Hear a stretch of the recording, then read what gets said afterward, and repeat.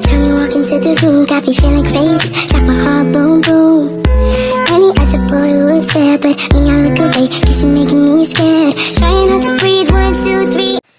Assalamualaikum warahmatullahi wabarakatuh. Perkenalkan, nama saya Rika Familia dengan NIM 1062306. Saya dari Prodi Hukum Tata Negara kelas 4B.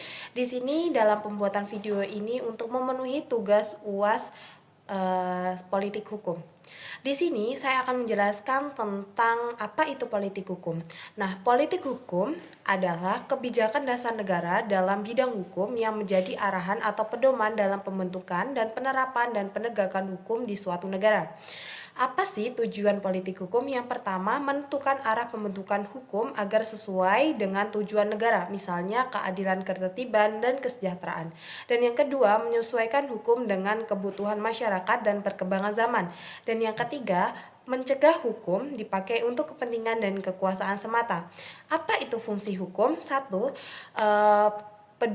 panduan dalam pembentukan peraturan perundang-undangan, dan yang kedua sesuai kontrol terhadap hukum dan tidak sesuai dengan nilai keadilan, dan yang ketiga itu sebagai releksasi dari ideologi dan nilai-nilai kedasar negara atau Pancasila dan Undang-Undang 1945 dalam konteks Indonesia.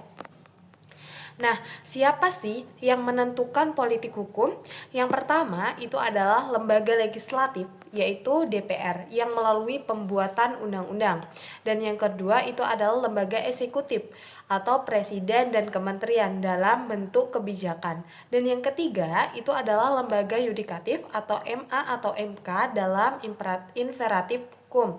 Dan yang keempat itu adalah pakar dan administrasi hukum, juga berperan dalam memberikan arahan melalui kajian dan kritik hukum. Nah, di sini ada 3 contoh politik hukum nih. Yang pertama itu adalah reformasi hukum pasca 1998, dan yang kedua pembentukan RUU KUHP baru sesuai dengan bentuk dan pengesahan arahan hukum pidana, dan yang ketiga penerapan keadilan represif dalam menyelesaikan pidana ringan.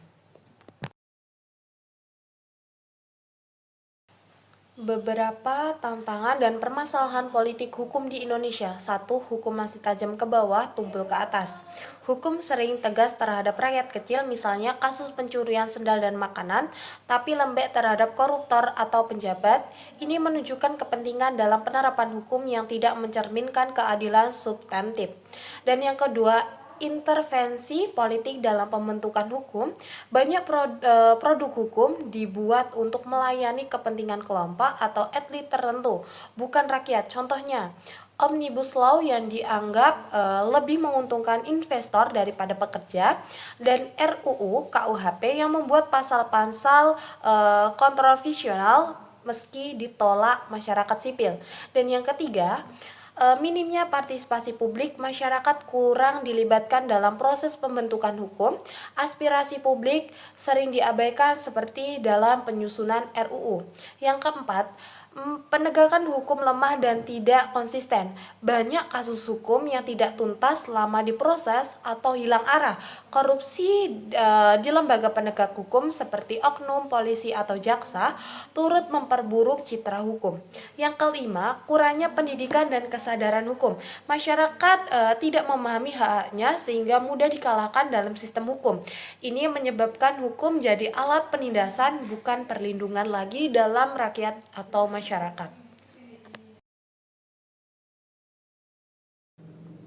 Baik, di sini saya akan menjelaskan tentang contoh-contoh politik hukum di Indonesia. Yang pertama itu adalah politik hukum era Orde Baru pada tahun 1966 sampai 1998.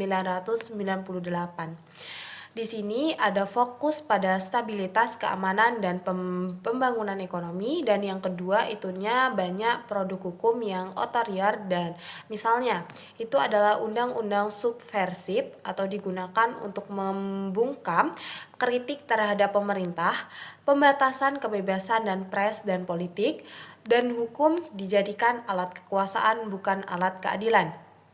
Dan yang kedua, itu adalah politik hukum era reformasi pada tahun 1998 sampai sekarang. Yang pertama itu adalah fokus pada demokrasi dan perlindungan HAM, banyak revisi dan pembatalan UU Warisan Orde Baru, contohnya penghapusan UU Subversif, pengesahan UU KPK, UU HAM, dan UU Pres. Dan yang ketiga itu adalah penegakan prinsip check and balance antara lembaga negara. Dan yang ketiga itu adalah politik hukum dalam RUU KUHP baru. Yang pertama, mengganti KUHP lama atau warisan kolonial Belanda. Ada pasal-pasal yang dinilai konversif atau kontroversial, misalnya dalam penghinaan presiden dan kohabilitas dan lain-lain.